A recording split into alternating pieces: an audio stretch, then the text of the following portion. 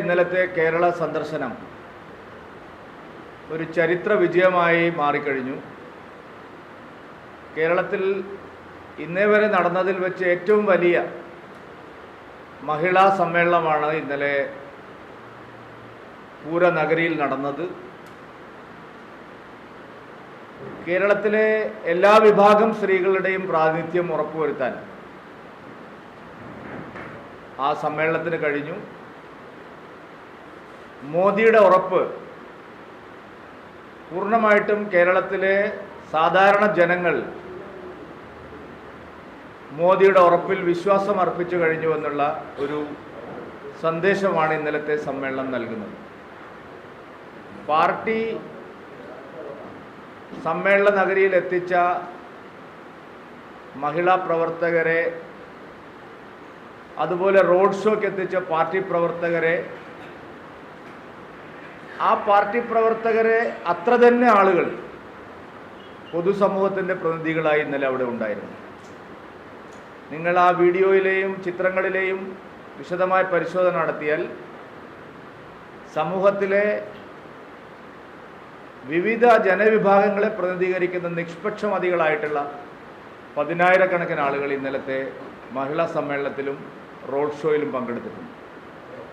സാധാരണ നാം ഇത്തരം സമ്മേളനങ്ങൾ CPM ഒക്കെ നടത്താറുള്ളത് അവർ ഒരു പ്രത്യേക രീതിയിൽ ആളുകളെ ഭയപ്പെടുത്തി തൊഴിലുറപ്പ് പദ്ധതിയൊക്കെ അവസാനിപ്പിച്ച് സഹകരണ ബാങ്കിലെ ജീവനക്കാരെയൊക്കെ കൊണ്ടുവന്ന് ഒരു സ്ഥിരം സമ്മേളനങ്ങൾ നടക്കുന്ന പതിവാണ് നമ്മൾ കാണുന്നത്. ലോറിയിലും ബസ്സിലുമൊക്കെയായി നിരവധി ആളുകളെ നിർബന്ധിച്ച് കൊണ്ടുവന്ന് യോഗത്തിനിരുത്തുന്ന ഒരു പതിവ് രാഷ്ട്രീയ രീതിയാണ് കേരളത്തിൽ ഇത്തരം സമ്മേളനങ്ങളിലെല്ലാം കാണുന്നത്. എന്നാൽ ഇത് ചരിത്രത്തിൽ ആദ്യമായിട്ട് അത്തരത്തിലുള്ള ഒരു ഓഡിയൻസ് അല്ല ഇന്നലെ തൃശ്ശൂരിൽ വന്നത് എന്നുള്ളതാണ് ഞങ്ങൾ ഈ സമ്മേളനത്തിൻ്റെ ഏറ്റവും വലിയ പ്രാധാന്യത്തോടെ കാണാൻ ആഗ്രഹിക്കുന്ന ഒരു വിഷയം. ഈ സമ്മേളനത്തിൽ അണിനിരന്നവരെല്ലാം സ്വമേധയാ വേദിയിലും സദസ്സിലും ശ്രീ നരേന്ദ്രമോദിയുടെ ഉറപ്പിൽ വിശ്വാസമുള്ളവരാണ്. നരേന്ദ്രമോദിജിയുടെ നേതൃത്വം കേരളത്തിന് ആവശ്യമുണ്ട് എന്നുള്ള തിരിച്ചറിവിൻ്റെ അടിസ്ഥാനത്തിൽ മാത്രമാണ് ഇത്രയും വലിയൊരു ജനസഞ്ചയം അങ്ങേയറ്റത്തെ ആവേശത്തോടു കൂടി അണിനിരന്നത്. മോദിയുടെ ഉറപ്പിനെക്കുറിച്ച് ശ്രീ നരേന്ദ്രമോദിജി വേദിയിൽ സംസാരിക്കുന്ന ഓരോ വാചകത്തിനും വേദിയിലും സദസ്സിൽ നിന്നും ഉയർന്നു വന്ന ആരവം നമ്മളത് തിരിച്ചറിയുമ്പോൾ മനസ്സിലാവും കേരളം എത്രമാത്രം നരേന്ദ്രമോദിജിയുടെ നേതൃത്വത്തിൽ ദാഹിക്കുന്നു എന്നുള്ളത്. മോദിജിയുടെ കേരള സന്ദർശനം ഇടത് വലത് മുന്നണികളെ വലിയ അങ്കലാപ്പിലാക്കിയിരിക്കുന്നു. വലിയ തോതിലുള്ള തെറ്റായ നടപടികൾ, പ്രചരണങ്ങൾ അവർ തുടങ്ങിക്കഴിഞ്ഞു.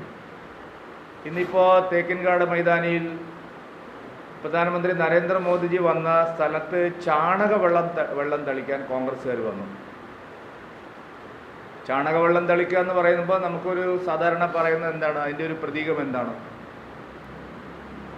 നരേന്ദ്രമോദിജിയെ പ്രധാനമന്ത്രിയായി അംഗീകരിക്കാൻ കോൺഗ്രസ് നേതാക്കന്മാരുടെ വരണ്യ മനസ്സ് ഒരിക്കലും തയ്യാറായിട്ടില്ല. നരേന്ദ്രമോദിജി ഒരു പിന്നോക്ക ജാതിക്കാരനാണ്, ഒരു പാവപ്പെട്ടവൻ്റെ മകനാണ്, ഒരു ചായ വിറ്റ് നടന്ന ഒരാളുടെ മകനാണ്. അങ്ങനെയുള്ള ഒരാൾ പ്രധാനമന്ത്രിയായി എന്നുള്ളത് അംഗീകരിക്കാൻ കോൺഗ്രസിൻ്റെ വരണ്യ നേതൃത്വത്തിന് ഇന്ത്യയിൽ ഇതുവരെ കഴിഞ്ഞിട്ടില്ല. നരേന്ദ്രമോദിയുടെ ജാതീയമായി, സാമൂഹ്യമായി, സാമ്പത്തികമായി അദ്ദേഹം ഒരു പിന്നോക്കക്കാരനായതുകൊണ്ട് അദ്ദേഹത്തെ ഇത്തരം സ്ഥലങ്ങളിലൊന്നും, വടക്കുന്നാഥൻ്റെ മണ്ണിൽ എങ്ങനെയാണ് ഒരു താണജാതിക്കാരൻ പ്രവേശിക്കുക എന്നുള്ളൊരു മനസ്സാണ് കോൺഗ്രസിനുള്ളത്. കഴിഞ്ഞ 2 ആഴ്ച മുമ്പ് ഇതേ അനുഭവം നമ്മുടെ ആദരണീയനായിട്ടുള്ള ഉപരാഷ്ട്രപതിക്കുണ്ടായി. ഒരു താഴ്ന്ന ജാതിക്കാരനെ അധിക്ഷേപിച്ചുകൊണ്ട് രാഹുൽ ഗാന്ധി തന്നെ നേരിട്ട് അദ്ദേഹത്തിൻ്റെ ബോഡി ഷെയ്മിങ് അത് വീഡിയോയിലെടുത്ത് രാഹുൽ ഗാന്ധി തന്നെ പ്രചരിപ്പിക്കുന്നത് നാം കണ്ടതാണ്. ഇന്ത്യ മുഴുവൻ ചർച്ച ചെയ്ത വിഷയമാണ്. കോടിക്കണക്കിന് ജനങ്ങളുടെ മനസ്സിനെ വേദനിപ്പിച്ച ഒരു വിഷയമാണ്. നമ്മുടെ ബഹുമാന്യനായിട്ടുള്ള ഉപരാഷ്ട്രപതി ജഗ്ദീപ് ധൻകർജിയെ ജാതീയമായി അധിക്ഷേപിക്കുന്ന അദ്ദേഹത്തിനെതിരെ ബോഡി ഷെയ്മിംഗ് നടത്താൻ രാഹുൽ ഗാന്ധി തന്നെയാണ് നേരിട്ടിറങ്ങിയത്. നമ്മുടെ രാഷ്ട്രപതി തെരഞ്ഞെടുപ്പിൽ ഉജ്ജ്വലമായ വിജയം നേടിയ ദ്രൗപദി മുർമുവിനെതിരെ പരസ്യമായി ജാതീയമായ ആക്ഷേപം കോൺഗ്രസിൻ്റെ ഉന്നത നേതാക്കന്മാർ നടത്തി. കോൺഗ്രസിൻ്റെ ഈ വരണ്യ മനസ്സ് പിന്നോക്ക ജാതിക്കാർക്കും ദുർബല ജനവിഭാഗങ്ങൾക്കും രാജ്യത്ത് അധികാരം ലഭിക്കുമ്പോൾ അതിനോടുള്ള അസഹിഷ്ണുത കോൺഗ്രസ് ശക്തമായിട്ട് പ്രകടിപ്പിച്ചു. ഇന്നിപ്പോൾ വടക്കുന്നാഥനിൽ കണ്ടതും മറിച്ചൊന്നുമല്ല. നമ്മുടെ രാജ്യത്തിൻ്റെ ഒരു പ്രധാനമന്ത്രിയാണ്. അദ്ദേഹത്തോട് രാഷ്ട്രീയമായ അഭിപ്രായ വ്യത്യാസങ്ങളുള്ളവർക്ക് വിയോജിക്കാം. അദ്ദേഹം ഒരു പ്രതിഷേധ സമരത്തിനല്ല ഇവിടെ വന്നിരിക്കുന്നത്. അദ്ദേഹം ഈ നാട്ടിലെ സഹോദരിമാരെ കാണാനാണ് വന്നിരിക്കുന്നത്. അത്രയും മഹത്തായിട്ടുള്ള ഒരു പരിപാടി, ഹൃദയസ്പർശിയായ ഒരു ചടങ്ങ്. ആ ചടങ്ങിൽ പങ്കെടുത്ത് തിരിച്ചുപോയ ഉടനെ വേദിയിൽ വെള്ളം തളിക്കുക എന്ന് പറഞ്ഞാൽ ആ മനസ്സിന് എന്താണ് പറയേണ്ടത്? കാരണം മറ്റൊന്നുമല്ല, രാഹുൽ ഗാന്ധിയും കോൺഗ്രസ് നേതാക്കന്മാരും അവരുടെ ഉള്ളിലുള്ള വരേണ്യ മനോഭാവമാണ്. ഒരു പിന്നോക്കക്കാരൻ, ഒരു ചായക്കടക്കാരൻ്റെ മകൻ, സാമ്പത്തികമായി പിന്നോക്കം നിൽക്കുന്ന ഒരാൾ ഇന്ത്യൻ പ്രധാനമന്ത്രിയായതിൽ അന്നു മുതൽ സഹിക്കാത്തവർ. ഒരു പിന്നോക്കക്കാരി, ഒരു മണ്ണിൻ്റെ മകൾ രാഷ്ട്രപതിയായത് അന്നു മുതൽ സഹിക്കാത്തതാണ്. തികച്ചും പിന്നോക്കക്കാരനായ ഒരാൾ ഉപരാഷ്ട്രപതിയായി അധികാരത്തിലിരിക്കുന്നത് സഹിക്കാത്തതാണ്. ആ ഒരു മനോഭാവമാണ് ഇന്ന് ഞങ്ങൾ തൃശ്ശൂരിൽ കണ്ടത്. ഒരു തരത്തിലും ഇത് വെച്ച് പൊറപ്പിക്കില്ല. കോൺഗ്രസിൻ്റെയും CPM-ൻ്റെയും നേതാക്കൾ പ്രധാനമന്ത്രിയുടെ സന്ദർശനത്തെക്കുറിച്ച്, മോദിയുടെ ഗ്യാരണ്ടിയെക്കുറിച്ച് സംസാരിക്കാൻ തയ്യാറായി. നല്ല കാര്യം. മോദിയുടെ ഗ്യാരണ്ടി കേരളത്തിൽ വിലപ്പോവില്ലെന്നാണ് കോൺഗ്രസ് പറയുന്നത്. മോദിയുടെ ഗ്യാരണ്ടി വോട്ട് ബാങ്ക് രാഷ്ട്രീയമല്ല. മോദിയുടെ ഗ്യാരണ്ടി തെരഞ്ഞെടുപ്പിന് വേണ്ടി മാത്രമുള്ള കോൺഗ്രസിൻ്റെയും CPM-ൻ്റെയും അവസരവാദ രാഷ്ട്രീയമല്ല. മോദിയുടെ ഗ്യാരണ്ടി വികസനത്തിനുള്ളതാണ്.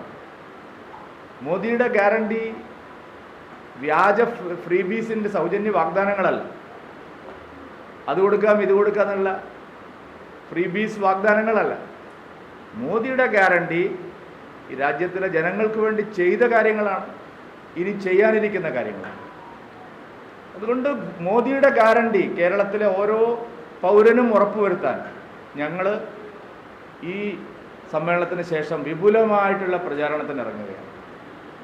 മോദിയുടെ ഗ്യാരണ്ടി കേരളത്തിലെ ഓരോ വീടുകളിലും എത്തിക്കാൻ ഇതുവരെ എന്തെല്ലാം ഉറപ്പ് മോദിയിൽ നിന്ന് നമുക്ക് കിട്ടിയിട്ടുണ്ട്, ഇനി എന്തെല്ലാം ഉറപ്പ് മോദിയുടെ ഗ്യാരണ്ടി കേരളത്തിലെ ജനങ്ങൾ കിട്ടാനുണ്ട്. അതിനു വേണ്ടിയിട്ടുള്ള ഒരു ക്യാമ്പയിൻ ഞങ്ങൾ ആരംഭിക്കുകയാണ്. ഈ മാസം 27-ാം തീയതി മുതൽ മോദിയുടെ ഗ്യാരണ്ടി പുതിയ കേരളത്തിന് എന്നുള്ള മുദ്രാവാക്യവുമായി NDAയുടെ പ്രചരണ യാത്ര, കേരള പദയാത്ര ആരംഭിച്ചു. കേരള പദയാത്ര എല്ലാ മണ്ഡലങ്ങളിലും വികസനത്തിൻ്റെ കാര്യങ്ങൾ ചർച്ച ചെയ്യും. പദയാത്രയുടെ ദിവസം പൂർണ്ണമായിട്ടും ആ മണ്ഡലത്തിലെ വികസന താല്പര്യങ്ങൾ എന്തൊക്കെയാണ് ജനപ്രതിനിധികളിൽ നിന്ന്, ജനങ്ങളിൽ നിന്ന് നേരിട്ട് 2024-ൽ മൂന്നാം വട്ടവും മോദി അധികാരത്തിൽ വരുമ്പോൾ ഓരോ മണ്ഡലത്തിലും നടക്കേണ്ട വികസന പ്രവർത്തനങ്ങൾ അത് സംബന്ധിച്ച് ജനങ്ങളിൽ നേരിട്ട് അഭിപ്രായങ്ങൾ തേടാനും ജനസദസ്സുകളിലൂടെ ഗ്രാമപഞ്ചായത്തിൻ്റെ മെമ്പർമാർ, മറ്റ് സാമൂഹ്യ സാംസ്കാരിക സംഘടനകൾ, സാമുദായിക സംഘടനാ പ്രവർത്തകർ, സോഷ്യൽ ആക്ടിവിസ്റ്റുകൾ, അവരുടെ ഇടയിൽ നിന്നെല്ലാം അഭിപ്രായങ്ങൾ സമാഹരിച്ചുകൊണ്ടുള്ള ജനസദസ്സുകളും ഞങ്ങൾ ആസൂത്രണം ചെയ്യുകയാണ്. കേരളം മുഴുവൻ മോദി ഗ്യാരണ്ടി പുതിയ കേരളത്തിന് അത് ഉറപ്പുവരുത്താനുള്ള വലിയൊരു ക്യാമ്പയിൻ ഞങ്ങൾ നിശ്ചയിച്ചിരിക്കുന്നു. തുടർന്നുള്ള ദിവസങ്ങളിൽ മുഴുവൻ സ്നേഹയാത്രയും മോദി ഗ്യാരണ്ടിയും തുടരാൻ തന്നെയാണ് ഞങ്ങൾ തീരുമാനിച്ചിരിക്കുന്നത്. സ്നേഹയാത്ര ക്രിസ്മസിന് അവസാനിച്ചില്ല. ക്രിസ്മസ് കഴിഞ്ഞതോടുകൂടി സ്നേഹയാത്ര അവസാനിപ്പിച്ചിട്ടില്ല. സ്നേഹയാത്ര മതന്യൂനപക്ഷങ്ങൾ, ദുർബല ജനവിഭാഗങ്ങൾ, പാർശ്വവൽക്കരിക്കപ്പെട്ടവർ, അസംഘടിതരായവർ, അവരുടെ ഇടയിലേക്ക് ശക്തമായിട്ട് തുടരാനാണ് കേരളത്തിലെ ദേശീയ ജനാധിപത്യ സഖ്യം ആലോചിക്കുന്നത്. മോദി ഗ്യാരണ്ടി പുതിയ കേരളത്തിന് എന്നുള്ള സന്ദേശം കേരളത്തിലെ ഓരോ വീടുകളിലും എത്തിക്കാൻ ആവശ്യമായിട്ടുള്ള വിപുലമായൊരു ക്യാമ്പയിനാണ് ജനുവരി ഫെബ്രുവരി മാസങ്ങളിൽ NDA ഇതിൻ്റെ തുടർച്ചയായിട്ട് നടത്താൻ പോകുന്നത്. കഴിഞ്ഞ വർഷം വിപുലമായിട്ടുള്ള യുവജന സമ്മേളനം യുവം 23 ഞങ്ങൾ നടത്തി. ഈ വർഷം ആദ്യം ഏറ്റവും വലിയൊരു മഹിളാ സമ്മേളനം നടത്തി, സ്ത്രീ ശക്തി മോദിക്കൊപ്പം എന്നുള്ളത്. തുടർന്നുള്ള മാസങ്ങളിൽ കർഷകർ, പട്ടികജാതിക്കാർ, പട്ടികവർഗക്കാർ, മതന്യൂനപക്ഷങ്ങൾ തുടങ്ങിയവരുടെ വിപുലമായിട്ടുള്ള സമ്മേളനങ്ങളും കേരളത്തിൽ നടത്തണം എന്ന് ഞങ്ങൾ ആലോചിക്കുന്നു. ഇന്നലെ നരേന്ദ്രമോദിജിയുടെ സന്ദർശനവുമായി ബന്ധപ്പെട്ട് തൃശ്ശൂരിലെ മാധ്യമപ്രവർത്തകർ നല്ല സഹായങ്ങളും സഹകരണങ്ങളുമാണ് ഞങ്ങൾക്ക് നൽകിയത്.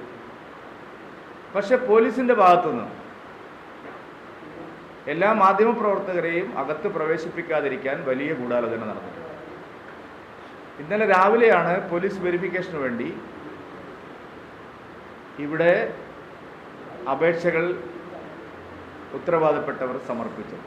ഞങ്ങൾ നേരത്തെ തന്നെ എല്ലാ മാധ്യമപ്രവർത്തകരെയും അകത്ത് പ്രവേശിപ്പിക്കണം എന്നുള്ള നിലപാടാണ് സ്വീകരിച്ചത്. SPG അതിന് തടസ്സം നിന്നിട്ടില്ല.